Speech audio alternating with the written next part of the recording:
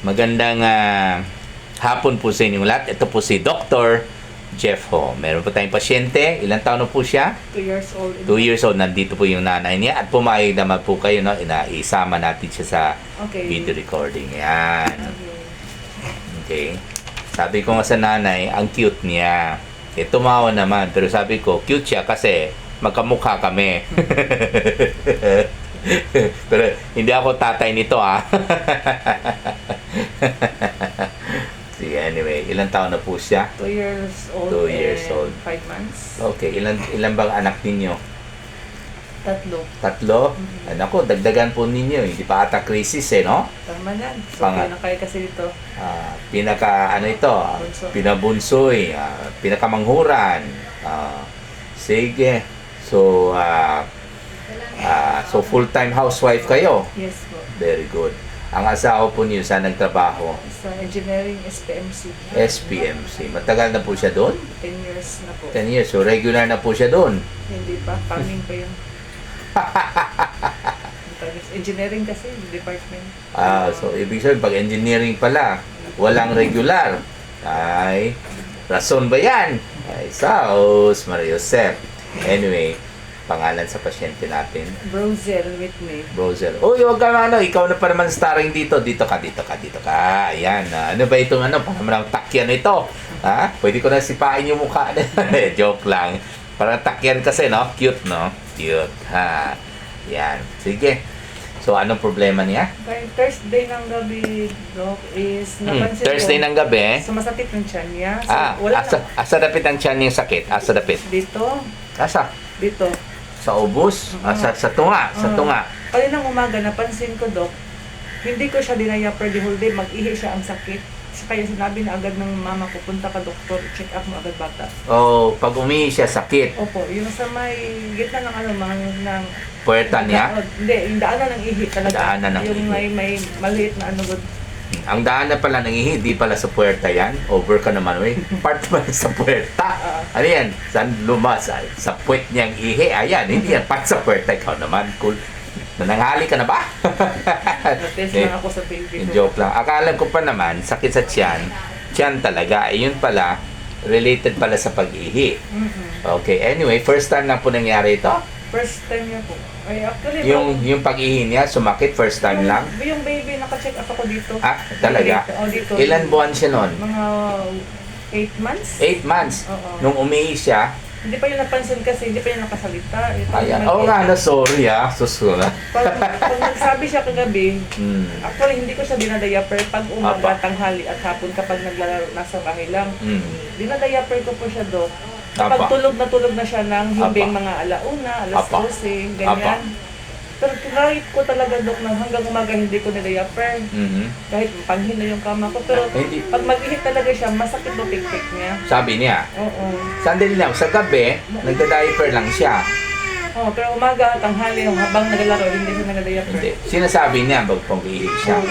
So, ibig sabihin, pag diaper, ano yan? Talagang nakasara talaga yung diaper niya? Hindi. Yung open. Lang, open. So, lumalabas. So, hindi talaga yung naka-cover, hindi. Kasi delikado po yan, di ba? Kasi pag tumagal, basa, at mainit pa, delikado po yan. Kasi pag mabasa at mainit, dahil nga, hindi pinalitan kagad yung diaper, lalong mag-multiply ang mikrobyo. Kasi ang mikrobyo po, mahilig po ang mikrobyo pag mainit at basa. Mabilis po sila multiply. So, yung diaper pala na open lang. Kumbaga, nakahiga lang po siya sa diaper, ganun po. Pero, sinabi niya na masakit pag umihi. Oo, kaya, kaninang umaga, pagising niya, parang kunti-kunti na sa lunson yung ihi niya. Okay. Wala naman. Ito kasi ang leading lady natin 2 years old. Ayan. Ayan, nandyan ka na naman. Ayan. So, sige lang. Anyway, ako na lang magsalita. Sige lang. Siguro, bago nangyari ito, malakas siyang uminom ng mga matatamis lately. Bago nangyari ito. Kung sa ako magbantay, Dok. Sandali lang po, hindi kita sinisisi. Ikaw naman, masyado kang defensive Pero yung mga kapatid niya, Paul, Dok, yung nag-galing basketball, may kunti-kunti. Kapatid niya, galing sa basketball. Hindi ko napansin. Ayan. Oo nga, huwag ka mag-alala, hindi ka naman kita sisihin. Siguro, alam mo siguro, no, na talagang pati ang nasa likod, no? Ayan. Pagkakaitan ko nga yung mga kuya niya nga. Pag mag-inom kayo, magtago kayo, yung pakita sa Ayun, okay. Kasi pag kaming dalawa, tubig talaga. Dapat lang. Hindi yung pinakain ko ng chichirya. Ayun, yan. Ayan, mukhang nililecture na ako ng ni Madam eh. Yun ba ang sinabi ko noon nung nagpa-check up siya dito? Kasi, hindi pa kasi wala pang chicherya noon kasi 8 months pa lang noon eh, di ba? Okay, so anyway, pag UTI kasi, lalong pag malinaw na marunong magreklamo ang pasyente, masakit tuwing umiihi, alam na natin na UTI yan. So pag ganito ang kwento, hindi na po kailangang magpa-check ng ihi, no? Kasi syempre, pag masakit umihi, hindi naman problema ang kaniyang puwet, hindi naman problema ang kaniyang bituka, hindi rin problema ang kaniyang tenga or ngipin or lalamunan, di ba?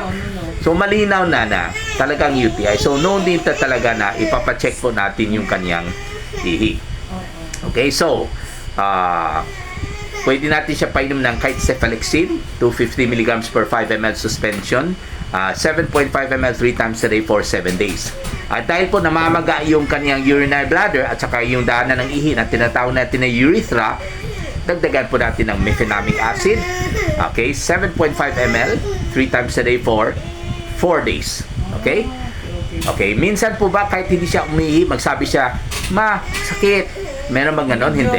Mauna pa yung son bago yung mag-ihi siya. Ayun, nauna. So, pag ganon po, Quiet. irritable. Sige lang, hayaan mo lang siya. Pag ganyan po, hayaan mo lang siya. Hindi kasi papasag mo. Ay, nandun ang papa niya. Pwede na siyang lumabas. Surado kayo, nandyan yung papa niya. Sige. Okay. Pag ganyan po, nauna yung sakit bago magreklamo sakit umihi, syempre, pag ganun po ang kwento, ibig sabihin, ang kaniyang urinary bladder, okay, hyperactive masyado kasi namamaga dahil po sa infection. Kaya tuwing nagka-contract yung urinary bladder niya, talagang masakit. So, dagdagan na po natin ng konting dicycloverine syrup, 3 ml 3 times a day for 3 days. So, ulitin ko po ang cefalexin para sa mikrobyo, ang mefenamic acid para sa pamamaga ng urinary bladder niya, at saka yung dicycloverine niya para sa kanyang hyperactive na urinary bladder na kailangan ipakalma po natin. Okay? At saka syempre, alam naman nanay siguro na ang bawal talaga yung mga matatamis, soft drinks, juice, chocolates, candies, ice cream, yung mga maalat, okay? Like bagoong, toyo, patis, no? Junk food, wag muna, ha? Okay? At saka syempre, hindi po totoo yung buko juice, ha? Huwag kayong maniwala sa buko juice.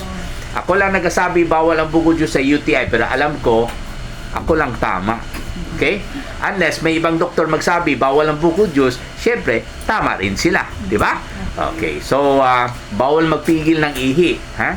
Okay? Tapos, syempre, kahit anong infection, okay? Kailangan matulog ng maaga. Kasi pag late matulog, magiging matapang yung mikrobyo, kahit gaanong ka-effective yung antibiotic natin, matalo pa rin tayo sa mikrobyo. So, kailangan maaga matulog ang pasyente. Kahit walang sakit, kailangan matulog ng maaga. After lunch, tulog. After dinner, tulog. Okay? At syempre, bawal mapagod. Kasi pag mapagod, hihina ang immune system, matalo na naman tayo sa mikrobyo na dapat sana effective. Okay? Alalahanin po ninyo, ang antibiotic natin, cefalexin, hindi po talaga yung pinaka matapang na antibiotic. Kaya po ay nireseta ko po niyan kasi yun po ang pinakamura at hanggang ngayon po effective pa rin po yan sa UTI ang cefalexin. Maraming salamat po.